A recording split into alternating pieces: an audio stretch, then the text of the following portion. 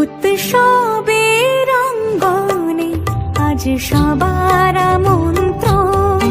উৎসবের অঙ্গনে আজ সবার আমন্ত্রণ। উৎসবের শোভালোকে আজ আলোকিত মন। Hello so guys, welcome back to my channel. তো তোমরা সবাই কেমন আছো? আশা করি তোমরা সবাই ভালো আছো। আমি খুব ভালো আছি।